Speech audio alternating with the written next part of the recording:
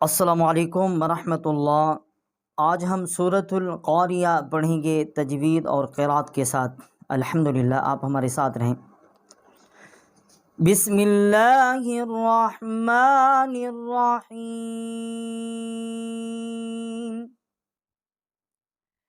القارعۃ ما القارعہ۔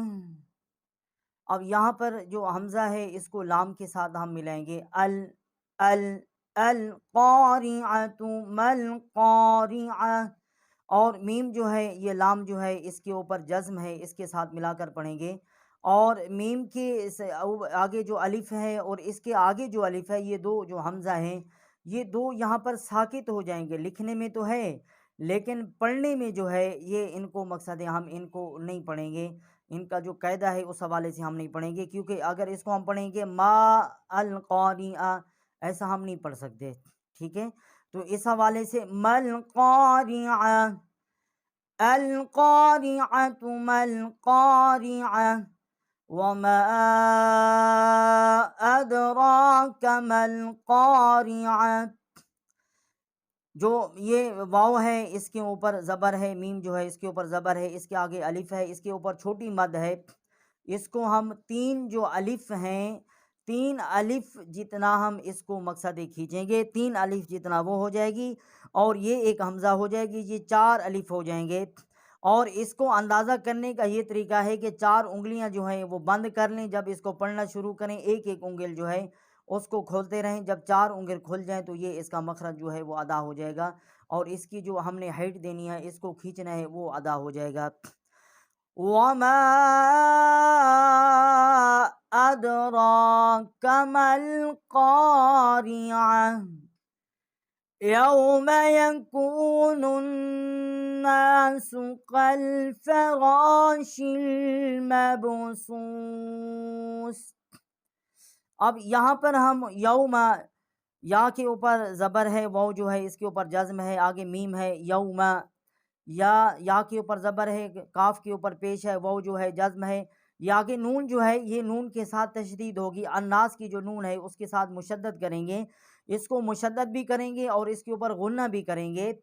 یہ نون کے آگے جو الف ہے حمزہ ہے، اور جو آگے لام ہے یہ یہاں پر یہ ساکت ہو جائے گی پڑھنے میں۔ یوم یکون الناس کالفراش المبثوث، وتكون الجبال كالعهن المنفوش، فأما من ثقلت موازينه۔ اب یہاں پر جو فا ہے اس کے اوپر زبر ہے، آگے جو الف ہے یہ حمزہ ہے اس کے اوپر زبر ہے، آگے جو میم ہے وہ مشدد ہے، اور میم کے آگے جو الف ہے اس کو ایک الف جتنا ہم کھینچیں گے، یہ حمزہ ہے۔ فَأَمَّا، اس کو ہم تشدید بھی کریں گے اور یہاں پر غنہ بھی کریں گے۔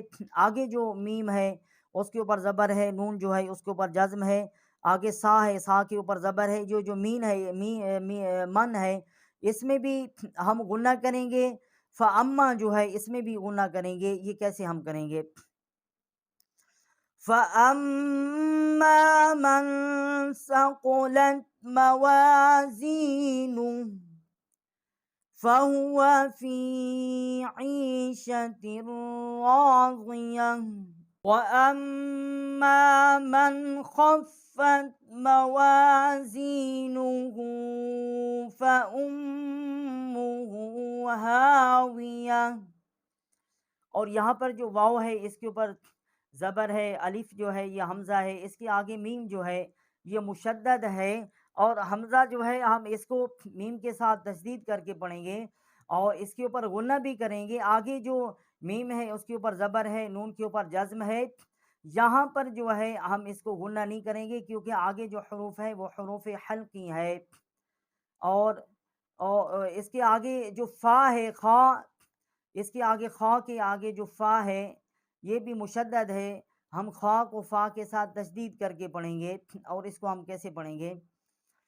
وَأَمَّا مَنْ خَفَّتْ مَوَازِينُهُ فَأُمُّهُ هَاوِيَةٌ، فا کے اوپر زبر ہے، حمزہ جو ہے اس کے اوپر پیش ہے، اس کے آگے میم جو ہے یہ مشدد ہے، اس کو ہم تشدید کر کے حمزے کو میم کے ساتھ مشدد کر کے پڑھیں گے اور اس کے اوپر ہم غنہ بھی کریں گے۔ آگے ہا الٹا پیش ہوا ہے، اس کے اوپر بھی ہم مقصد ہے اس کو بھی ایک الف جتنا ہم اس کو آواز کو اٹھا کر پڑھیں گے۔ اس کے آگے جو حروف حلقی ہے اس کو ہم جو حلق کا ہمارا سینے کے ساتھ والا حصہ ہے وہاں سے اس کا مخرج جو ہے وہ نکالیں گے۔ فَأُمُّهُ هَاوِيَةٌ وَمَا